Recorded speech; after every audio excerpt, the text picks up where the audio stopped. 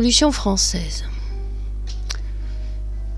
Les philosophes des Lumières comme Voltaire ou Montesquieu développent des idées qui se diffusent dans la seconde moitié du XVIIIe siècle. À leurs yeux, il est légitime de critiquer les institutions. L'idée qu'il existe des droits propres à l'être humain chemine. En France, avant la Révolution de 1789, le pays est gouverné par un roi, c'est une monarchie absolue de droit divin. C'est le tiers-état qui paie tous les impôts, le clergé et la noblesse qui bénéficient des privilèges, comme celui d'occuper des fonctions importantes dans l'armée ou l'administration. Chacun de ces ordres est traversé par des inégalités de richesse. C'est ainsi que parmi les membres du tiers-état, les paysans sont les plus pauvres. Certains sont dans la misère à cause des impôts et des mauvaises récoltes, dues aux intempéries. Ces mauvaises récoltes font que le blé est plus cher, ce qui touche aussi les habitants des villes les plus modestes. Les caisses de l'État sont vides, la révolte gronde. Le roi change plusieurs fois de ministre, mais le système des privilèges les empêche d'agir. Les années 1780 sont marquées par une agitation sociale. Ne sachant que faire, le roi Louis XVI convoque les États généraux pour la première fois depuis 1614. Ils s'ouvrent à Versailles le 5 mai 1789. Ces États généraux réunissent les représentants des trois ordres de la nation, le clergé, la noblesse et le tiers-état. Les événements qui vont suivre sont totalement inédits, c'est le début de la Révolution française. La proclamation de la liberté et de l'égalité, durant l'été 1789, à la suite d'immenses manifestations, les privilèges liés à la naissance sont supprimés. Les principes d'égalité devant l'impôt et de gratuité de la justice sont affirmés. La Déclaration des droits de l'homme et du citoyen consacre l'égalité des droits entre les individus et la liberté d'expression. La source du pouvoir appartient désormais à la nation. Les individus ne sont plus sujets du roi, mais citoyens. La quête d'un régime politique mène à des ruptures. La France abolit la monarchie le 10 août 1792. La France devient une république et exécute son ancien roi le 21 janvier 1793. Les affrontements entre opposants culminent sous la terreur. Les acquis de la Révolution française. La Révolution, comme je l'ai dit, bouleverse complètement la société. Une France nouvelle apparaît. Ses bases servent encore de référence dans notre société. Par exemple, du point de vue politique, au début de la Révolution, le roi perd ses pouvoirs absolus. Il doit partager son pouvoir avec l'Assemblée qui propose et vote les lois. La Révolution pose le principe de la séparation des pouvoirs. Le peuple entre dans la vie politique, certains hommes en fait, car les citoyens appelés passifs, c'est-à-dire les femmes, les pauvres, ne votent pas. Donc le peuple élit ses représentants qui siègent à l'Assemblée.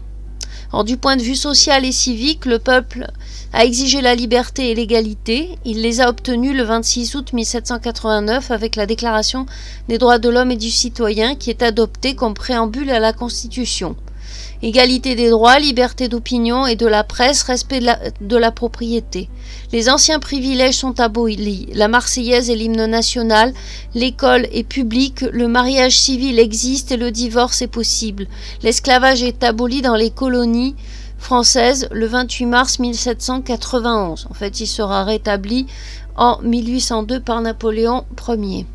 L'administration. Les départements sont créés avec chacun sa ville principale, c'est la préfecture. La loi est la même pour tous sur tout le territoire. Du point de vue économique, maintenant tous les citoyens paient un impôt en fonction de leurs revenus. L'industrie et le commerce sont libéralisés. Tous peuvent en faire leur métier.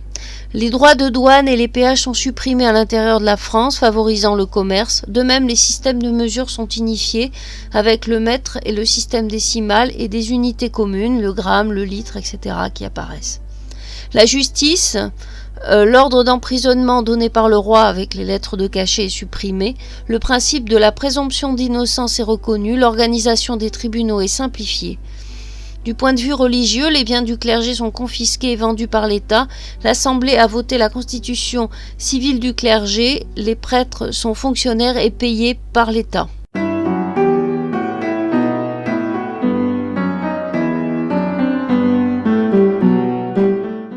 Né à Ajaccio, en Corse, Napoléon est le deuxième fils de l'avocat Charles Bonaparte et de son épouse Maria Letizia Ramolino.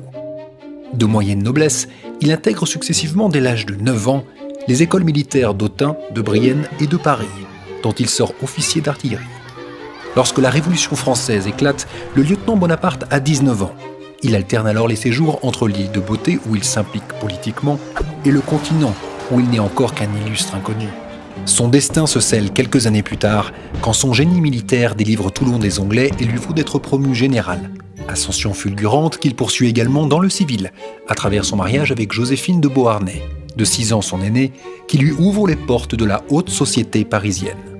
Redouté de l'instable directoire, Bonaparte est envoyé en campagne en Italie puis en Égypte, mais finit par renverser le régime avec le coup d'État du 18 Brumaire et établir le consulat dont il prend la tête. Grand chef de guerre, il se révèle être aussi un grand chef d'État. Entouré des meilleurs, Cambacérès en premier lieu, il réforme intégralement les institutions, les finances, la vie administrative, instaure le code civil ou crée l'université.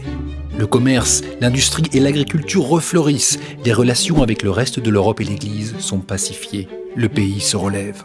Le Sénat propose la transformation du consulat à vie en empire. Avec le temps, Napoléon Ier devient très autoritaire. N'ayant pas su former de successeur, il conduit à la chute de l'Empire, poussé par la reprise des hostilités avec les pays voisins. Malgré une première abdication, entraînant l'arrivée sur le trône de Louis XVIII, il revient au pouvoir durant la période dite des 100 jours. La défaite de Waterloo a finalement raison de lui, puisqu'il abdique définitivement. Envoyé en exil sur l'île de Sainte-Hélène, il décède 6 ans plus tard.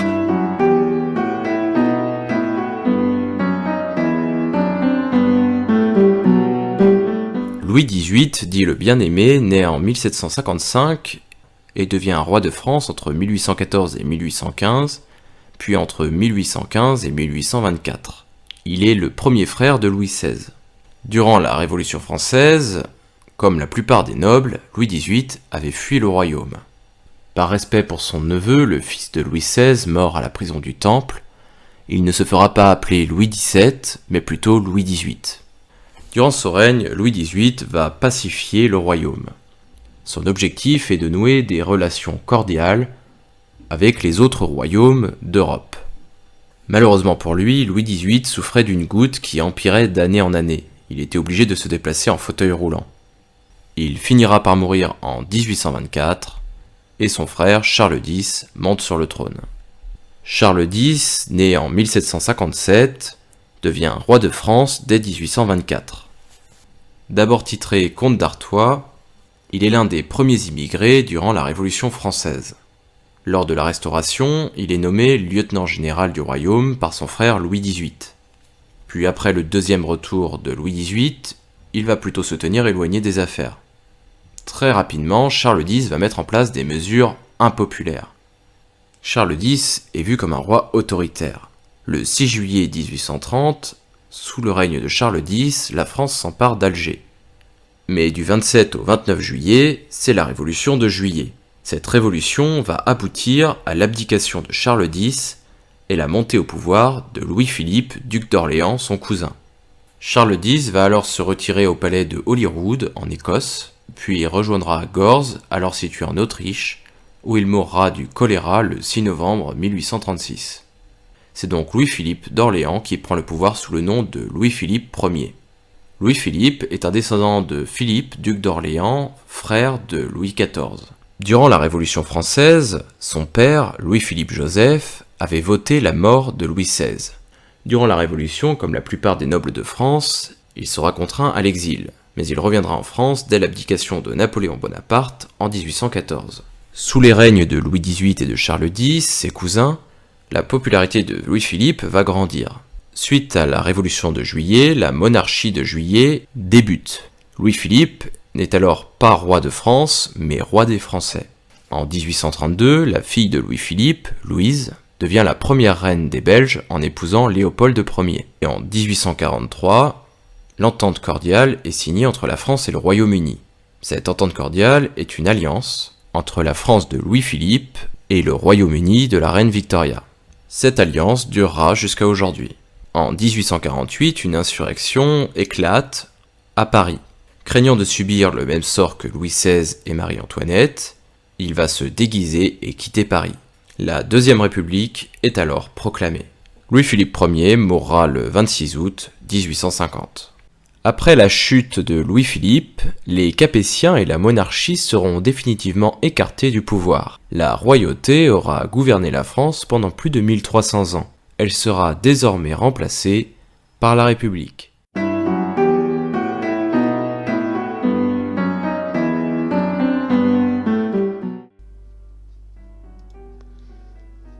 La Deuxième République, la Seconde ou Deuxième République, naît le 22 février 1848 d'une révolte contre le régime monarchique de Louis-Philippe Ier.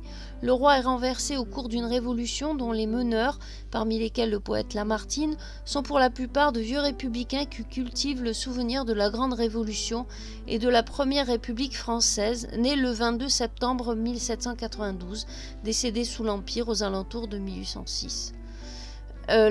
Il constitue un gouvernement provisoire sans attendre, avec le souci de ne pas se faire voler leur révolution. Différentes mesures sont prises, destinées à rendre la société plus juste. Sont créés des ateliers de bienfaisance pour procurer aux chômeurs un petit revenu en échange d'un travail symbolique. La durée de la journée de travail pour tous les salariés tombe à 10 heures à Paris et à 11 heures en province. La préparation de l'élection d'une assemblée constituante en vue de donner au pays des institutions stables, l'abolition de la peine de mort pour motif politique. Est instauré le suffrage universel masculin, l'abolition de l'esclavage dans les colonies françaises à l'initiative du ministre des colonies, Victor Schœlcher. Mais la République est trahie. Le suffrage universel a amené à l'Assemblée une forte majorité de députés conservateurs méfiants à l'égard du peuple ouvrier de Paris. Le 4 mai, l'Assemblée proclame solennellement la République. En décembre, au lieu des élections présidentielles, et Louis-Napoléon Bonaparte, neveu de l'empereur Napoléon Ier, est élu. Mais Louis-Napoléon Bonaparte va profiter de la peur générale dans le pays pour faire un coup d'État et prendre le pouvoir en instaurant le Second Empire de 1851 à 1870.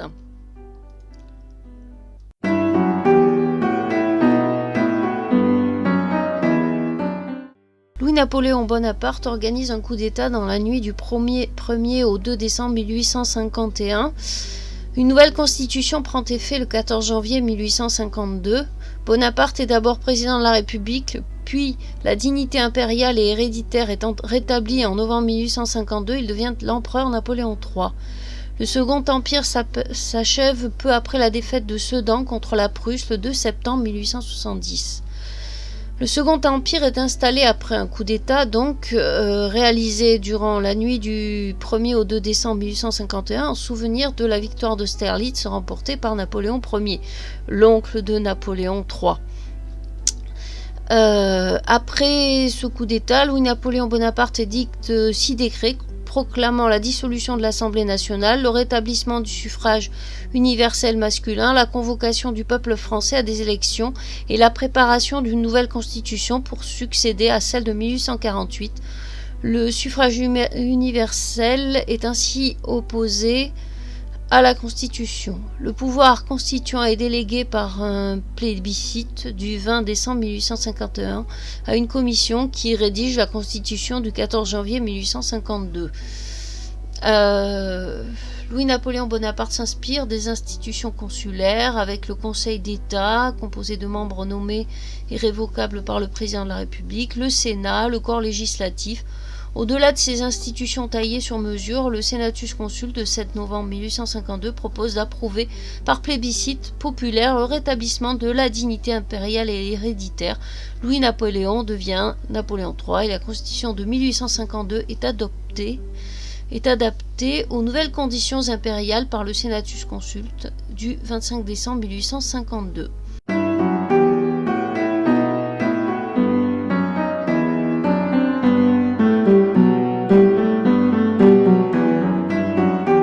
La Troisième République est proclamée le 4 septembre 1870. Si à la fin du XIXe siècle on peut dire d'elle qu'elle est le fruit d'une construction, c'est d'abord parce qu'elle est née d'un compromis. Elle est née de la chute du Second Empire survenue à la suite d'une défaite militaire contre la Prusse, perte de l'Alsace et de la Lorraine. La Troisième République est un régime parlementaire, c'est-à-dire que la plus grande partie du pouvoir de décision incombe à un Parlement, Chambre des députés plus Sénat. des lois républicaines. Afin d'instaurer les libertés fondamentales, les républicains vont développer une législation, des lois. En 1881, la liberté de réunion publique et liberté de la presse, reprise de droits déjà accordés à la fin du Second Empire.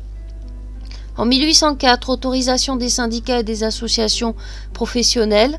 En 1804, autorisation du divorce qui avait été interdit. En 1901, liberté d'association, de former des partis politiques. En 1905, la loi de séparation de l'Église et de l'État. Sont également votées d'autres lois égalitaires qui, en plus de leur rôle philanthropique, qui veut faire du bien à l'humanité, ont permis d'ancrer profondément la République, l'esprit républicain, par là la démocratie libérale dans le peuple français. De 1881 à 1886, il y a la création de l'école publique gratuite et obligatoire pour filles et garçons. 1889-1901, conscription, service militaire égal pour tous les jeunes hommes. En 1889, loi sur le droit du sol.